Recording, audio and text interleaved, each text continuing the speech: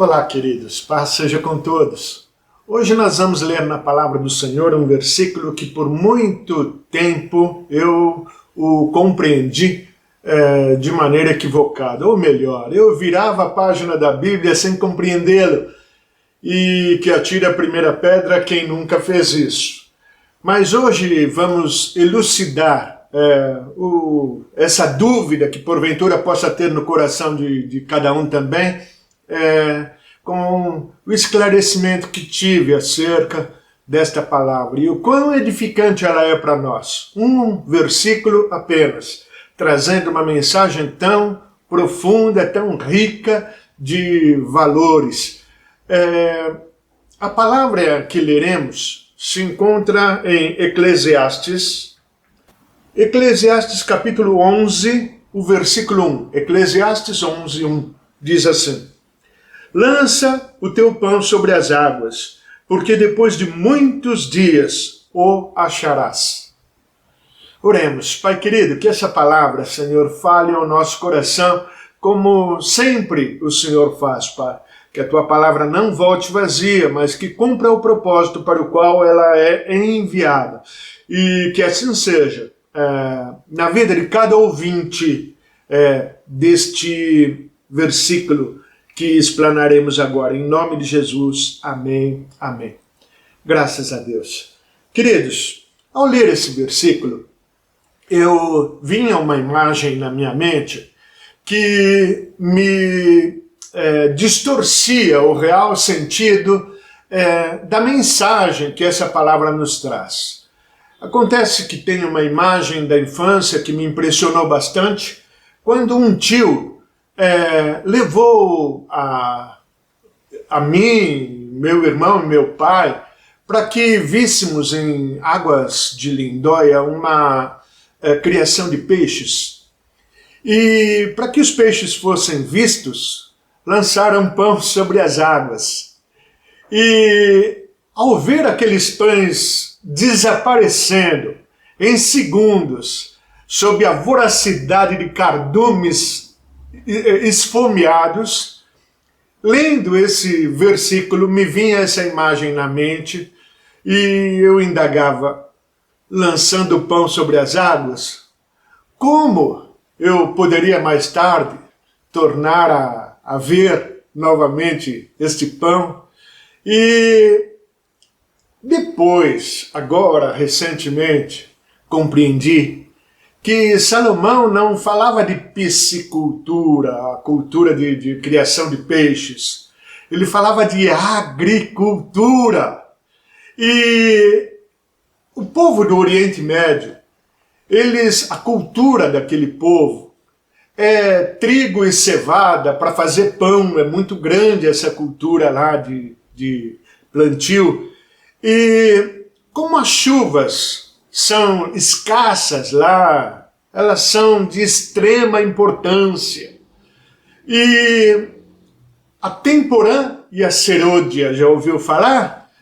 Certamente que sim. O profeta Joel, ele fala de que o Senhor, ele prometeu que daria justa medida de chuvas. Imagina aquele povo recebendo a promessa de justa medida de chuvas, com a escassez que existe naquele lugar de chuvas. Uma promessa maravilhosa. Essa promessa diz respeito a nós, à presença do Senhor, ao derramar não apenas da abundância no que diz respeito à fartura, para o nosso celeiro, mas também no âmbito espiritual, que nós vamos explanar daqui a pouco. As chuvas eram tão poucas por lá, e a temporã não era uma chuva abundante. A chuva temporã era uma chuva que era suficiente apenas para preparar o solo para plantio.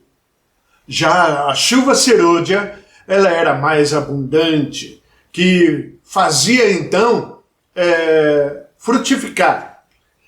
E o intervalo entre o plantio e a colheita era de mais ou menos 7 meses. E de uma colheita a outra, um ano. Então, quando depois da colheita, havia a necessidade da provisão até a próxima colheita. Quando chegava o tempo de plantio, o dilema, o grande dilema era comer ou semear. E é este o ensinamento aqui da palavra do Senhor, quanto a esse dilema, comer ou semear. Tirar o proveito para si ou confiar no Senhor, fazendo com que aquilo que dele recebemos possa redundar em multiplicação, abençoando não só a nós, mas abençoando outros também. Em Lucas capítulo 8, versículo 11, a palavra de Deus diz: a semente é a palavra de Deus. E o Senhor, no livro de Isaías, capítulo 55, versículos 10 e 11, ele fala que a chuva, sua palavra é como a chuva, que ela não volta para ele vazia, ela cumpre o propósito, ela dá semente ao semeador e pão ao que come. Então, aquele povo, voltemos aqui ao exemplo de Salomão em Eclesiastes, aquele povo, na época da semeadura, eles tinham que tomar uma decisão que era crucial para eles. Compartilhar aquilo que seria a sua própria despensa para alimentarem-se e sobreviverem-se no tempo imediato, ou lançar aquela semente após a chuva temporã que irrigava o solo, e aquela semente era lançada sobre as poças d'água, aguardando que ela viessem a germinar, e por 7 meses, até o tempo da colheita, em que a chuva serôdia era de encher a terra, aquela chuva que caía nesse intervalo de tempo entre semeadura e colheita, fazia com que germinasse. A escassa chuva que caía, mas em época de chuva abundante, os frutos, eles se multiplicavam. E chegava a época da colheita, a época de grande festa, mas e a decisão? A decisão de semear quando existe uma despensa vazia. Ora, se a semente é a palavra de Deus, você não se preocupe consigo mesmo. Entregue essa palavra a todos que estão à sua volta. Não poupe. Entre comer e semear, é melhor semear. Porque a promessa do Senhor é de multiplicação. Jesus ensinava princípios que as pessoas não conseguiam entender. Mais bem-aventurada coisa é dar do que receber. E em se tratando dessa palavra, que ela foi semente para mim e para você, essa palavra que se transformou em alimento para mim e para você, é mais importante que nós compartilhemos do que até mesmo desfrutarmos dela para nós mesmos.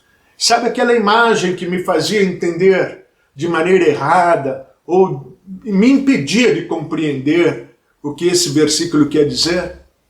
Aquela imagem dos peixes em águas de lindóia, devorando de maneira voraz aqueles pães, é hoje a ilustração do que esse mundo representa. Esse mundo está faminto pela palavra do Senhor. Esse mundo deseja, e nós podemos alimentar esse mundo, ainda que nossa despensa possa estar vazia.